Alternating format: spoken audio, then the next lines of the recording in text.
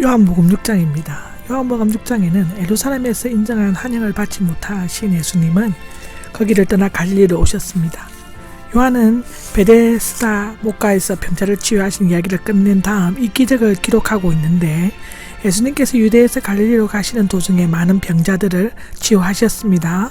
이 두 사건 사이에는 어느 정도의 긴 시간 간격이 있을 것이라고 마태복음 4장, 마가복음 1장에는 기록하고 있습니다. 1절을 보시면 그 후에가 나오는데 언제나 분명치 않은 시간의 경과에 대해서 쓰여 있습니다.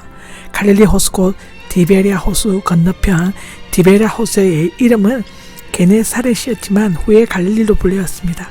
헤롯 안디바가 로마 황제 디베리우스를 기념하여 세운 디베랴 AD 20년경을 세웠는데, 호수 건너편은 베세다 근처의 북동쪽 해안이며 베드로의 고향이기도 하다고 요한복음 1장 44절, 누가복음 9장 10절에도 나옵니다. 2절입니다. 2절에는 많은 무리가 나옵니다. 아마도 공생애 중 가장 많은 무리가 모였던 경우들 중에 하나인 것인데, 그들은 예수님께서 행하시는 표적을 보려고 예수님의 일행이 상륙하신 지점까지 달려온 광적인 무리들이었다고 합니다. 3절은 산으로 올라가셔서가 나오는데, 흔히 예수님께서는 산에서 중요한 일들을 하셨습니다. 산상보훈 마태복음 5장 1절에 12제자들의 뽑으심도 있고, 몸이 변화되심도 그렇고 성천하심도 마태복음에 있습니다. 모든 것들이 산에서 행하여졌죠. 아마도 이 산은 갈릴리 바다 북쪽 해안에 있는 베세다 율리아스 부근일 것이며, 특정한 정상이 아닌 호수보다 높은 고원지대를 가리킬 것이라고 합니다. 500명의 표적은 예수님이 산을 내려가시어 풀이 많은 평지에서 행하여졌을 것이라고 합니다. 4절인 유대인들의 명절인 6월절이 나옵니다. 다른 복음서의 병행기사에는 특히 장소나 시기에 대한 기록이 없지만, 다만 마가복음 6장 39절에 푸른 잔디라고 기록되어 있는 것이 6월절의 계절과 일치되는 봄인식이라는 것을 암시하고 있습니다. 이 이적이 보여주는 표적은 예수님이 순환이 6월절을 배경으로 전개되고 있는 것과 연관하여 6월절과 깊은 관계를 가지고 있습니다. 이 표적을 통해 예수님께서는 자신이 하늘에서 내려온 산떡이심을 계시하시고, 그것이 자신의 죽음과 관계가 있음을 것임을 시사하셨습니다. 예수님께서 이번 6월절에 계속 갈릴리에 계셨던 것은 유대인들의 6월절 식사와 본이적 기사를 연결시키려는, 즉 성만찬의 요소를 암시하시려는 것을 찾아볼 수 있는데요. 다음 6월절에는 인류의 죄를 지고 가시는 하나님의 어린 양으로서 예수님께서 십자가에 달리실 것이라고 합니다. 5절을 보시면 어디에서 살 수 있겠느냐가 나옵니다. 빌립을 시험하기 위해 하신 말씀이었죠. 공간보험서에는 무리들을 불쌍히 여겨 배고픈 그들을 위해 무엇인가를 해야 하지 않겠느냐고 제시하신 것으로 되어 있습니다. 마가복음 14장 14절, 마태복음 14장 14절, 마가복음 6장 34절을 참조하시면 되는데요.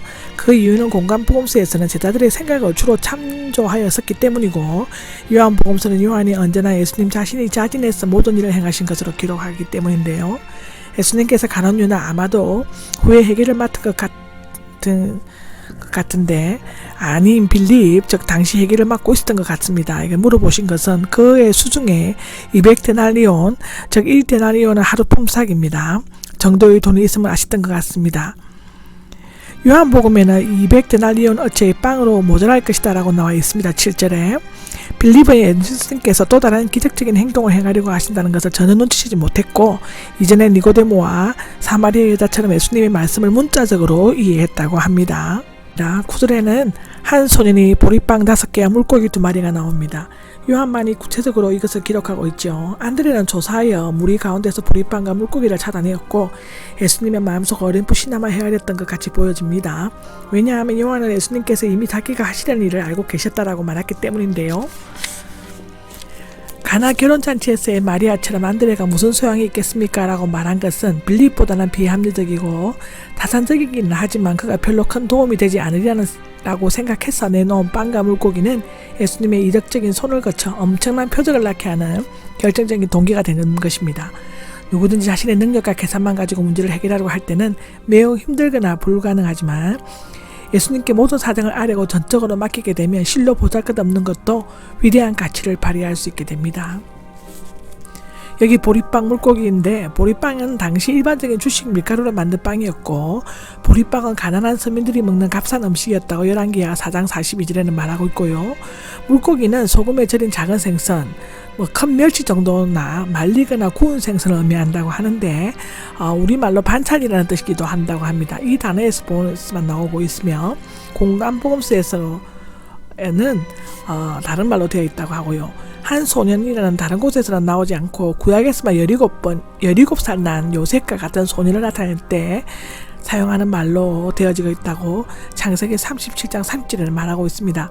이 명칭은 어린 아이는 아니고 10대 후반이나 결혼 정년기의 젊은이를 가리킬 수 있는데 특히 보리빵 5개, 즉 한 사람의 한 끼 식사 빵 3덩어리와 물고기 2마리는 이 사실을 뒷받침해주고 있습니다.